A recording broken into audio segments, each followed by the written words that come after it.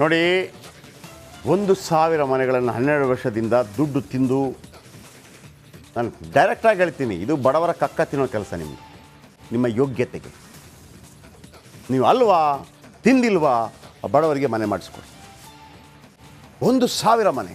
ಸುಬ್ರಹ್ಮಣ್ಯ ಕರೆ ಮಾಡಿದ್ದಾರೆ ಸೊರಬದಿಂದ. ಸುಬ್ರಹ್ಮಣ್ಯ ಸರ್ ನಮಸ್ತೆ.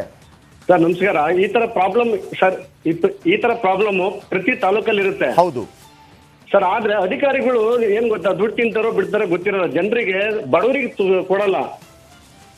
ಮನೆ ಏನಾಗುತ್ತೆ ಗೊತ್ತಾ, ಒಂದು ಸ್ಲ್ಯಾಬ್ ಮನೆ ಇರೋನಿಗೆ, 10 ಎಕರೆ ತೋಟ ಇರೋನಿಗೆ, ಮತ್ತೆ ಅಧಿಕಾರಿ ಇರೋರಿಗೆ ಮನೆ ಕೊಡ್ತಾರೆ. ಬಟ್ ಮನೆನೇ ಇಲ್ದವರಿಗೆ ಒಂದೇ ಒಂದು ಮನೆ ಕೊಡಲ್ಲ. ಅಧಿಕಾರಿಗಳನ್ನ ಏನ್ ಮಾಡ್ತಾರ ಸರ್? ನನಗೆ ಅರ್ಥನೇ ಆಗ್ತಿಲ್ಲ ಸರ್. ಈಗ ನಿನ್ನೊಂದು ಕನ್ನಡಿಗನಿಗೆ ಕೆಲಸ ಕೊಡಬೇಕು ಅಂತೇಳಿ ಅಟ್ಲೀಸ್ಟ್ ಕನ್ನಡಿಗನಿಗೆ ಮನೆ ಆದ್ರೂ ಕೊಟ್ರಪ್ಪ, ಇರೋ ಮನೆ.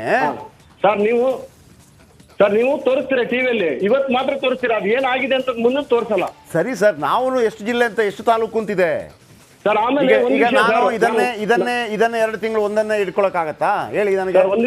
ಒಂದ್ ವಿಷಯ, ಎಲೆಕ್ಷನ್ ಬರೋಕ್ಕಿಂತ ಮುಂಚೆ ನೀವು ಪ್ರಚಾರ ಮಾಡ್ತೀರಾ ಅಂದ್ರೆ ಊರೂರು ಸುತ್ತರಿತೀರಾ. ಹೌದು ಸರ್, ಪ್ರತಿಯೊಂದು ಹಳ್ಳಿಗೂ ಬರ್ತೀರಾ, ಪ್ರತಿಯೊಂದು ಇದನ್ನ ತೋರಿಸ್ತೀರಾ, ಅಲ್ಲಿ ಆಗಿರೋದ್ನು ತೋರಿಸಲ್ಲ, ಮತ್ತೆ ಬರೀ ಜನರನ್ನ ಮಾತ್ರ ಕೇಳ್ತೀರಾ, ಯಾವ ಅಧಿಕಾರಿ ಏನ್ ಮಾಡಿದ್ದಾರೆ. ಸುಬ್ರಹ್ಮಣ್ಯ ಅವರೇ, ಸುಬ್ರಹ್ಮಣ್ಯ ಅವರೇ ಕೇಳಿ, 224 ಒಂದು 236 ತಾಲೂಕು ಇದೆ. ಒಬ್ಬೊಬ್ಬ ತಾಲೂಕಿಗೆ ದಂಡಾಧಿಕಾರಿ ಇರ್ತಾನೆ, MLA ಇರ್ತಾನೆ. ಅಲ್ಲಿಯ ಸ್ಥಳೀಯರಿಗೆ ತೋರಿಸಿದ ನಂತರ ಅಲ್ಲಿಯ ಜನಗಳದನ್ನು ನೋಡ್ಕೋಬೇಕು. ನಮಗೆ ಹೆಂಗಿದೆ, ನೀನು ಮಾಡಿಕೊಡು, ನೀನು ಬಾ TV ಬಾ ತೋರಿಸು, ನಾನಿಲ್ಲೇ ಹೆಂಗೆ ಕೂತಿರ್ತೀನಿ, ಹಂಗಾದ್ರೆ ಹೆಂಗೆ? ನಾನು ಅದಕ್ಕೆ ಕೇಳ್ತಿರೋದು, ಅಲ್ಲಿ ಜನ ಹೋಗಿ ಸೇರಿ, ಜನ ಮುತ್ತಿಗೆ ಹಾಕಿ ಕೇಳಿ. ಯಾಕೆ ಕೇಳಲ್ಲ? ಟಿವಿಗಳಷ್ಟು ಮಾಡ್ಬೋದು, ಇದನ್ನು ತೋರಿಸ್ಬೋದು, ಹಿಂಗಿದೆಯಪ್ಪ, ನೆಕ್ಸ್ಟ್ ಯಾರು ಜವಾಬ್ದಾರಿ? ಇದು ಹೆಂಗೆ ಅಂತಂದರೆ ಎಲ್ಲ ನೀವು ಮಾಡ್ಕೊಂಡು ನಾನು ಆರಾಮ್ಸಾಗಿ ಕೂತ್ಕೋತಾನೆ, ಹಂಗಾಗಲ್ಲ ಅಂತ. Thank you ಮಾತಾಡಿದ್ದಕ್ಕಾಗಿ.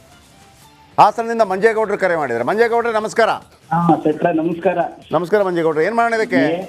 ಇದೇನಿಲ್ಲ ಸೆಟ್ರೆ, ಇದೇನಂದ್ರೆ ಗ್ರಾಮ ಪಂಚಾಯತಿ ವ್ಯಾಪ್ತಿ ಎಲ್ಲಾರ್ಗು ಚೆನ್ನಾಗಿ ಗೊತ್ತಿರುತ್ತೆ. ಹೌದು. ಇವ್ರು ಏನ್ ಮಾಡಿರ್ತಾರೆ ಅಂದ್ರೆ, ಅದು ಎಲ್ಲಾನು ಮಾಡಿ ಡಾಕ್ಯುಮೆಂಟ್ಸ್ ಎಲ್ಲ ರೆಡಿ ಮಾಡಿ ಇವ್ರ ಹತ್ರ ದುಡ್ಡು ಕಟ್ಟಿಸ್ಕೊಂಡು ಏನ್ ಮಾಡಿರ್ತಾರೆ, ಬಿಲ್ ಎಲ್ಲ ಬಂದು ಅವ್ರದ್ದೇ ಆದ ಒಂದು ಗ್ರಾಮೀಣ ಬ್ಯಾಂಕಿಗೆ ಹೋಗಿರುತ್ತೆ. ಹೌದು. ಇವ್ರು ಏನ್ ಮಾಡ್ತಾರೆ ಅಂದ್ರೆ, ಇವ್ರಿಗೆ ಪರ್ಸೆಂಟೇಜ್ ಕೊಡ್ಬೇಕು. ಏನ್ ಮಾಡ್ತಾರೆ, ಈ ಪರ್ಸೆಂಟೇಜ್ ಕೊಟ್ಟಿಲ್ಲ ಅಂದ್ರೆ ಏನ್ ಮಾಡ್ತಾರೆ, ಈ ಮನೆಗಳು ಹಿಂಗೆ ಹೋಲ್ಡ್ ಮಾಡಿ ಅಲ್ಲ ಸರ್, ಒಂದು ಸರ್ಕಾರ ಅಂತ ಇರುತ್ತಲ್ಲ, ಅವ್ರಿಗೆ ಕಣ್ಣಿಗೇನು ಕಾಣಲ್ವಾ ಇದನ್ನ? ಒಬ್ಬ ಜಿಲ್ಲಾಧಿಕಾರಿ ಅಂತ ಇರ್ತಾನೆ, ಅದು ಕಾಣಲ್ವಾ ಅದನ್ನ? ಒಂದು ಎಲೆಕ್ಷನ್ ಅಂತ ಬರುತ್ತೆ, ಕಾಣಲ್ವಾ ಇದನ್ನ? ಸರ್, ಈಗ ಏನಾಗುತ್ತೆ ಅಂದ್ರೆ, ಜಿಲ್ಲಾಧಿಕಾರಿ ಅಂತೀರ ಸರ್, ಅಲ್ಲಿರೋ PDOಗಳನ್ನ ಗ್ರಾಮ ಪಂಚಾಯತಿ ಮಾತಾಡ್ಸಕ್ಕಾಗಲ್ಲ ಸರ್. ಅವರು ಇಲ್ಲ, ಏನಾದ್ರೂ ಒಂದು ಮಾಡೋಣ ಸರ್, ಇದಕ್ಕೆ ಏನಾದ್ರೂ ಒಂದು ಮಾಡೋಣ, ಪ್ರಯತ್ನ ಪಡೋಣ. ಹರೀಶ್ ಕರೆ ಮಾಡಿದ್ದಾರೆ ಬೆಂಗಳೂರಿನಿಂದ. ಹರೀಶ್ ನಮಸ್ಕಾರ. ಸರ್ ನಮಸ್ತೆ ಸರ್, ನಿಮ್ ಜೊತೆ ಮಾತಾಡ್ತಾ ಇರೋದು ಫಸ್ಟ್ ಟೈಮ್ ಮಾಡಿದ್ದೀನಿ. Thank you Harish. ನಿಮ್ ಟಿವಿ ವಾಚ್ ಮಾಡ್ತಾ ಇರ್ತೀನಿ, ತುಂಬಾ ಫೈಟ್ ಮಾಡ್ತೀರಾ, ನ್ಯಾಯ ಕೊಡಿಸ್ತೀರಾ, ತುಂಬಾ ಖುಷಿ ಆಯ್ತು. Thank you Harish. ಹಾ ಸರ್, ವಿಜಯನಗರ ಗೋವಿಂದರಾಜ್ ನಗರ ಇದೆ ಸರ್, ಅಲ್ಲಿಂದ ನಾನು ಮಾತಾಡ್ತಾ ಇರೋದು. ಬೆಂಗಳೂರಲ್ಲೂ ಇದೇ ರೀತಿ 1 ಲಕ್ಷ ಮನೆ ಯೋಜನೆ ಮಾಡಿದ್ದಾರೆ ರಾಜೀವ್ ಗಾಂಧಿ ಅಂತ. ಸೋಮಣ್ಣ ಅವರಿದ್ದಾಗಲೇ? ಹೌದೌದು ಸರ್, ಹೌದು. ಅವರು ಮುಂಚೆನೆ ಇವ್ರು ಮಾಡಿದ್ರು, M ಕೃಷ್ಣಪ್ಪ ಇದ್ರಲ್ಲ, ಇದೇ ಗೋವಿಂದರಾಜ್ ನಗರ ಸಚಿವರು. ಆ ಟೈಮಲ್ಲಿ ಆಯ್ತು, ಬಟ್ ಅದು ಕೆಲಸ ಆಗ್ಲಿಲ್ಲ. ಈಗ ಇವ್ರು ಕೆಲಸ ಮಾಡಿದ್ದಾರೆ.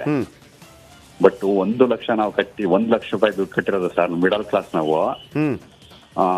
ಡಿಸೆಂಬರ್ 21 ಗೊತ್ತಾಯ್ತು. ನಾನು ಒಂದೆರಡು ಯಾವುದೋ ಸ್ಟೋರಿ ನೋಡಿದಾಗ ಸೋಮಣ್ಣ ಹೇಳಿದ್ರು, 1-2 ಮನೆ ಕೊಡ್ತೇನೆ ಅವ್ರಿಗೆ ಅಂತ ಹೇಳಿದ್ರು. ಆಮೇಲೆ ಅದು ನೋಡಿ, ಈಗ ಜಮೀರ್ ಅಹಮದ್ ಖಾನ್ ಅವರು ಇದ್ದಾರೆ.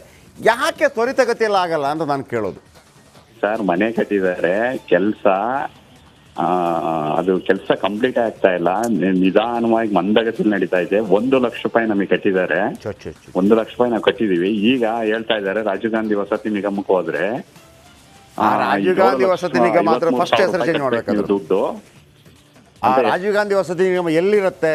ನಾನು ಇಲ್ಲಿ ತನಕ ಸ್ಟೋರಿ ನೋಡಿದ್ದೀನಿ. ಆ ರಾಜೀವ್ ಗಾಂಧಿ ವಸತಿ ನಿಗಮಕ್ಕೆ ಬಂದಂಥ ಕಂಪ್ಲೇಂಟ್ ಇದೆಯಲ್ಲ, ಯಪ್ಪ. ಮಮತಾ ಕರೆ ಮಾಡಿದ್ದಾರೆ. ಮಮತಾ ಮೇಡಮ್ ನಮಸ್ತೆ. ನಮಸ್ತೆ ಸರ್. ಹೇಳಿಮ್ಮ. ಏನ್ ಹೇಳ್ಬೇಕು ಗೊತ್ತಾಗ್ತಿಲ್ಲ, ನಗ್ಬೇಕು ಅಳ್ಬೇಕು, ಯಾಕಂದ್ರೆ ಸಮಸ್ಯೆಗಳೇ ಮುಗಿಯಲ್ವಲ್ಲ. ಅದು ಬಹಳ ಸಣ್ಣ ಸಮಸ್ಯೆ ಅಮ್ಮ, ಇದೇನು ದೊಡ್ಡ ಏನು ಮೇಲ್ಸೇತುವೆ ಕಟ್ಟಲಿಕ್ಕಿರೋದಾ? ಮನೆ ಕಟ್ಟಿ ಕೊಡೋದು ಅಷ್ಟೇ. ಯಾರೋ ಒಬ್ಬರಿಗೆ ಒಂದು 20 ಜನರಿಗೆ ಸಿಕ್ಕದೇ ಇರ್ಬೋದು. ಆಯ್ತಪ್ಪ, ನಿನಗೆ ನೆಕ್ಸ್ಟ್ ಕೊಡ್ತೀನಿ, ಮುಗಿದೋಯ್ತು ಕತೆ. ಆಯ್ತಾ? ಇನ್ನೊಂದು ಇದೆಯಾ, ಇನ್ನೂ ಸಮಸ್ಯೆ ಇದೆಯಾ? ನೋಡ್ರಪ್ಪ, 1000 ಜನರಿಗೆ ಫಲಾನುಭವಿಗಳು, ಯಾರೆಲ್ಲ ಫಲಾನುಭವಿಗಳು ಲೀಸ್ಟ್ ಚೆಕ್ಔಟ್ ಮಾಡ್ತೀರಿ ಫಲಾನುಭವಿಗಳಾದ ನಂತರ. ಇಂಡಿಯಾ ಪಾಕಿಸ್ತಾನ ಮ್ಯಾಚ್ ಆಗೋಗಲೇ ಟಾಸ್ ಹಾಕ್ತಾರೆ, ಯಾರು ಬ್ಯಾಟಿಂಗ್ ಮಾಡೋಕೆ ಯಾರು ಬಾಲಿಂಗ್ ಮಾಡಬೇಕು ಅಂತೇಳಿ. ಇಲ್ಲಿ ಮಾಡೋಕ್ಕಾಗಲ್ವಾ?